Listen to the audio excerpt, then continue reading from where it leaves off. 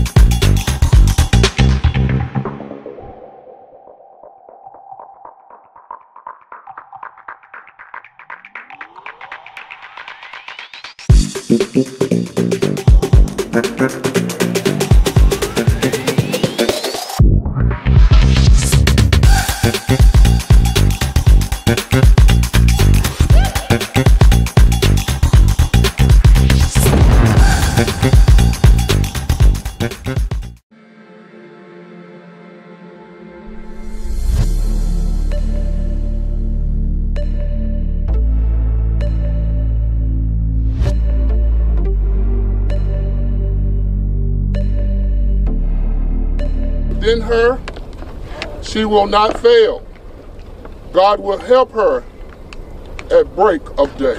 Lit candles, balloons, and lots of pink. I seen all that pink in the air. I'm like, this for my girl. This for my girl right here. This for her. Family and friends of 20-year-old Mahogany Jackson, among them her cousins Tatiana Maddox and Amber Rowe, gathering at the Serenity Apartments in Birmingham's Powderly neighborhood to honor and remember her. When I pulled up, my heart did drop because it was so much love, like, for real, like, all your sides. She was love. It was just 4 days ago on Sunday when Jackson texted loved ones telling them she was being held in an apartment here and to call for help. By the time police and family arrived, Jackson was gone. Her body was found on Monday on Laurel Avenue, less than 2 miles away. Investigators say she was kidnapped and taped being sexually assaulted before being shot. I'm really numb because she literally left from with me. Like, it's really heartbreaking. We love you. We love you. We love you. The cries from Jackson's mother in this crowd, giving a sound to a broken heart. Just yesterday, police announced the arrests of 7 people, 3 women and 4 men. All are charged with murder, and all but 1 are charged with sodomy and kidnapping in Jackson's death. Even through her grief, Rose says she's thankful for Jackson's courage in what investigators believe were her final moments. I feel better because we are getting justice. That we are. She helped us solve her own case. Now holding on to memories of this young mother who they say was full of life, taken too soon. Maddox says they will lean on one another as they now learn to live without her. That's our girl. That's the baby out the group. So it been hard on us, but we a family. Like, we got each other no matter what. Like, we're gonna get through this, of course, but we gonna miss our girl. We already missing our girl. Right. Like, there was a piece of our puzzle. We love you.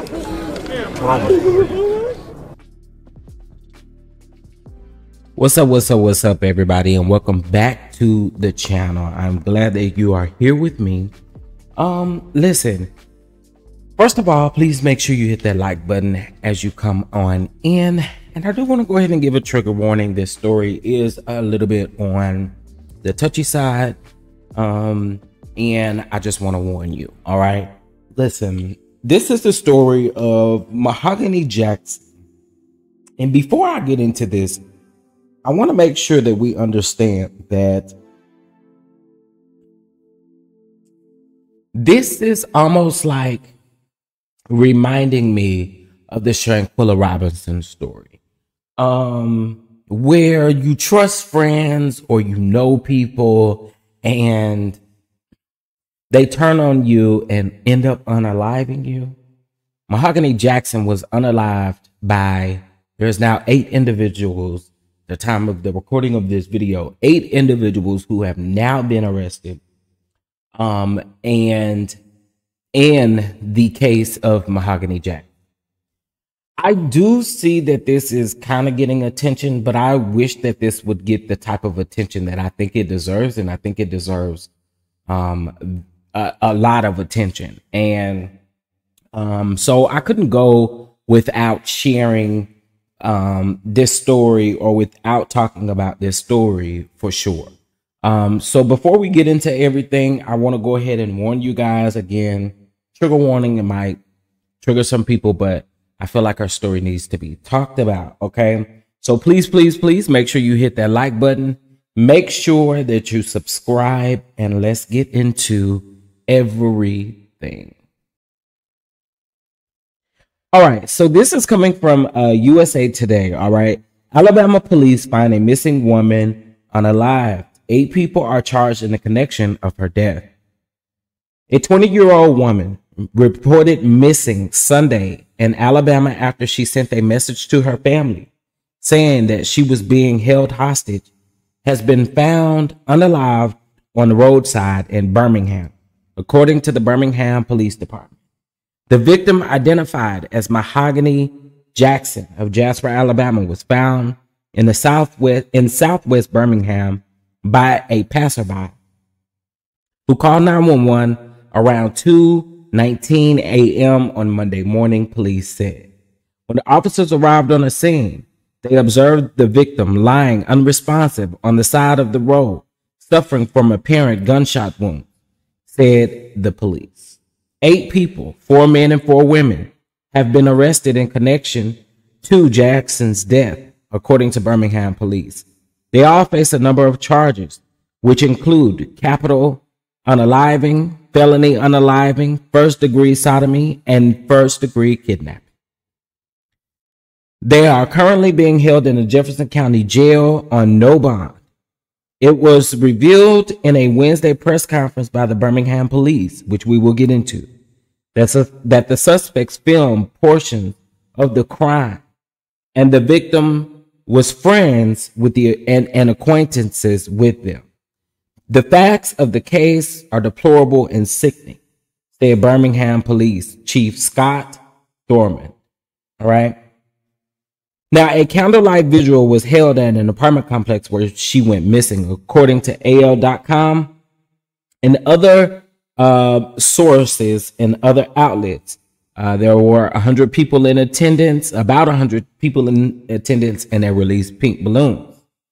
Now, I want to get into the fact that she was first reported missing, and then we'll get into all of the other things in regards to this. Now, she was first reported missing. Jackson was declared a missing person by the Birmingham Police Department around 11:15 p.m. on Sunday. Okay. Now, police said that Jackson was last seen the previous day in a black shirt, blue jeans with a blonde wig. They said that Jackson had texted a family member earlier in the day around 7:30 a.m. and has not seen or been heard of since that time. Now, meanwhile, Jackson's mother, Gail Maddox, in a post on Facebook on Sunday around 3:15 p.m., said that her daughter texted her in the morning saying that she was being held hostage. Maddox said that her daughter sent her the details of her location and asked her to send the police. While the police did not detail if they went to the location, AL.com reported that the family members rushed to Jackson's reported location at an apartment along with the Birmingham police, but that she was nowhere to be found. The apartment's residents, a woman Jackson knew, was initially reluctant to let the police and the family in. She later allowed them inside and told the police that Jackson had been there but left around 2 a.m. Now, the family told AL.com that they did not see Jackson at the apartment. Maddox did not immediately respond to USA Today for requests. So here are some important details. And in those important details, we need to remember that she did contact a family member, and her mother, Gail, did make a Facebook post in regards to this. So, you know, this is very, very interesting. What I'm going to do now is, you know, I just want to say this. it really is very crazy that you just can't trust anyone. And it just seems like, man, if these were her acquaintances and her friends, y'all really did something to her. Y'all put her on the side of the road, saying that she had been held hostage. Man, we really, really got to get into this. And I want to keep following this because this really reminds me of Shanquella Robinson. It really does. Now, I do want to say that one has gotten to court, okay? And I do also want to say that the Jefferson County DA has stated that they do not want to show the video. From my understanding, the video is out there. I'm not sure where it is. I really don't want to see it. But they are saying that the video is out, okay? And I'm assuming it's like over there on TikTok and all of those other places. I don't know if it's been taken down. But what I do know is that this is crazy, you know. The details of them attacking her is what they recorded. And can you just imagine being attacked? You can't do anything. And here you are thinking that these people are your friends. They've kidnapped you. You tried to reach out to your parents and let them know where you were. They went to where you said you were. You were not there because the people pretty much, I'm sure, knew that you text them or found out later on that you text them. It's sad, y'all. I'm so hurt that this happened. This is sad. And from my understanding also, guys, she leaves behind a 3-year-old. And again, it's just sad to really, you know, it's sad. I mean, I don't think there's any other thing that can be said. And it is just sick that you trust people and this happens. It sucks. So, as this is playing, as this video is playing, guys, I want to make sure that you hit that like button and that you subscribe to the channel as well, okay? Now, the names of the people who have been charged will definitely be in the press conference video that I'm going to play for you all. There will be still moments. There will be maneuvers just for copyright purposes. You know, want to make sure that we're good. There are some photos that is shared. They're not graphic photos. They just show where they found her body and all of that, right? Now, I do want to say that we want to keep the Jackson family in prayer, Mahogany Jackson family in prayer. Her celebration of life will be this Saturday on March the 9th, okay? And so with that being said, you know, we want to keep them in our prayers, okay? You know, I just know that none of this is easy and it has to be hard and a tug on the heart. So take a listen to this and I will be back for more commentary and then we'll be done. Me tonight for this press conference is BPD Police Chief Scott Thurman, along with Deputy Police Chief of the Detective Bureau, Sheila Finney, and members of our homicide team who work hard each and every day to bring justice like this case we're announcing tonight. Tonight you will hear from BPD Police Chief Scott Thurman about an update in the Mahogany Jackson homicide investigation. And at this time, Chief Scott Thurman.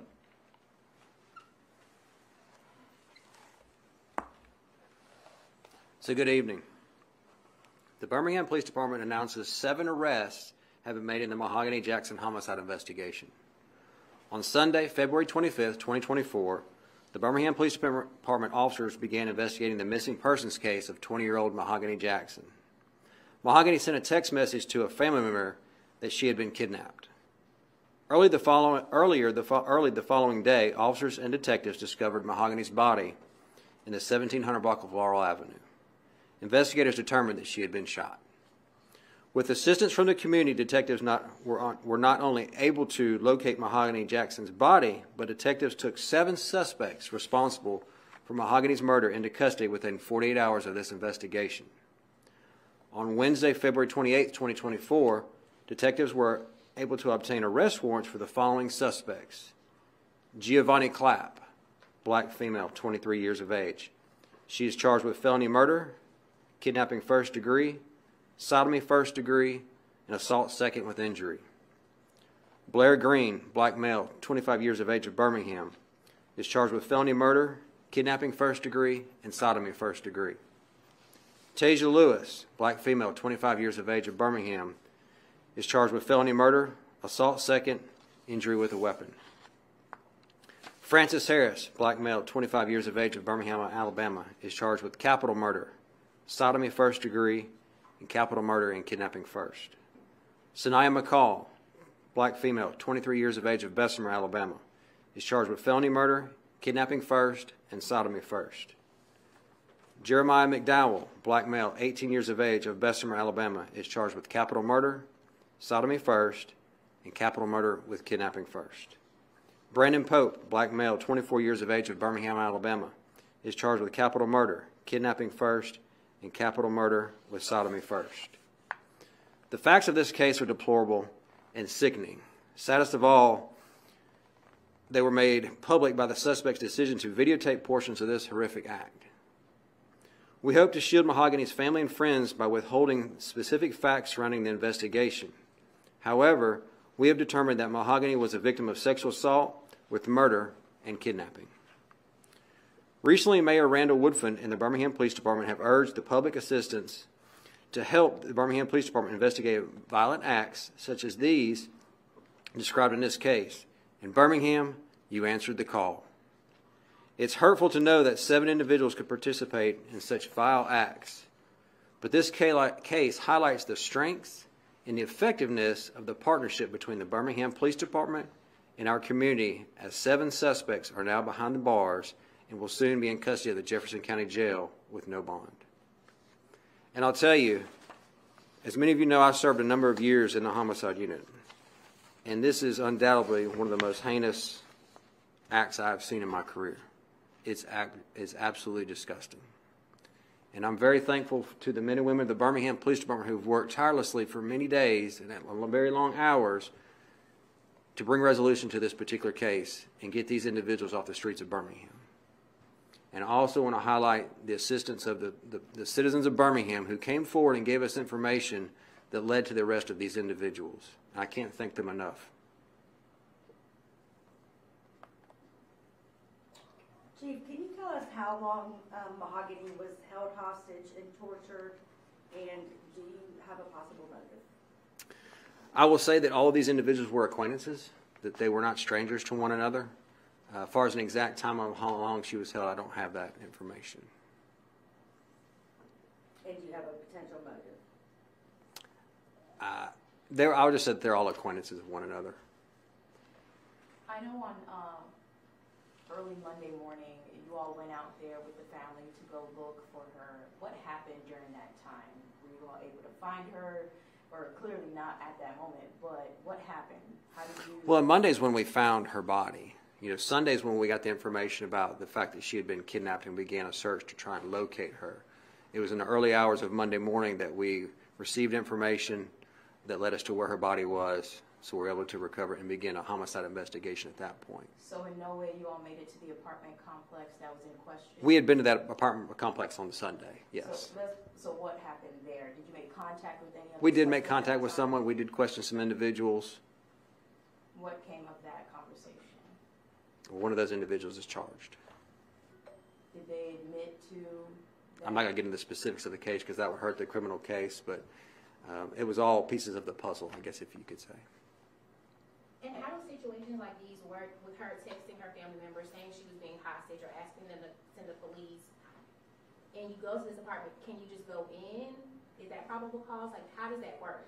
So we have to look at the totality of circumstances. Each case is different, has a different set of facts. We have to look at what we've got, and then there's different ways whether we need to obtain a search warrant, we can gain consent, or as you kind of alluded to, if the facts are just egregious enough, then we could go in and make sure no one's in danger. So of the 7 people, have most of them been compliant and talking to detectives who have been working on this case? There again, that's something that will need to come out in court. That's part of the criminal case. Chief, how exactly did the public assist in identifying these suspects, and are you confident that these are all of the suspects involved? I am very confident that this is all the suspects. Just them giving us some of the information that they had seen, that they had been made aware of, giving that information to our detectives so they could follow up from there, which led us to the culmination of these individuals being in jail today. Now, Chief, I know you said you can't tell us the motive right now, but I saw, is it true, can you confirm, has there been like a video going around of a fight prior to the murder? Well, I won't necessarily say there was a fight. There's videos of some of these heinous acts taking place, and that's something that was a pivotal piece of the investigation. So I'll just leave it at that. Chief, how big of a role would you say those text messages and her contacting her family, how big of a role did that play? Well, I think that was a very big role because that kind of got the police involved. Otherwise, we wouldn't have been involved prior to that time had that information not gotten out to someone so they could alert us so we could begin an investigation. The investigation initially began as a missing persons case. Our investigators spent all day out, most of that night, trying to locate her, following up on leads to see where she could be and things of that nature. And then, unfortunately, a few hours later, we received information of where her body was. We went to that location and did indeed find her body. I must say that this is a crazy, crazy situation, y'all. When it comes to Miss Mahogany Jackson. Listen, I know the family was saying that they don't want to see their daughter like this. They don't want to remember her by these things. And it's just so heartbreaking to hear that. But now all of a sudden it seems like they're looking for safety. And I don't know about y'all, but I feel like, listen, every race has their just due. But it feels like when it's a black person, it makes it extremely hard for someone to really take heed to what we have going on when we are in trouble or when we're in situations where we have things like this happen. And it makes me really upset with people like Carlee Russell because you faked something. And here we are, we have a situation where a young woman was really actually kidnapped and unalived. And it really just be having my head spinning, honestly. But I want to again send prayers and love out to Mahogany Jackson's family in regards to this. I will keep you guys updated on this case. I do know that the first court hearing is supposed to be on the 13th of March with one of the guys who has been charged with capital unaliving, along with some other charges. And so with that being said, guys, please share this video out. Let everybody know what's going on here so we can spread the word. And again, may she rest in peace. And you guys, again, drop down in the comment section. Let me know how you feel about this. And let me challenge you. Can we put some pink hearts in the chat for Mahogany? That's what we can do. Put some pink hearts in the chat for Mahogany. With that being said, again, make sure you guys hit that like button. Make sure you subscribe, and I will catch you guys in the next video.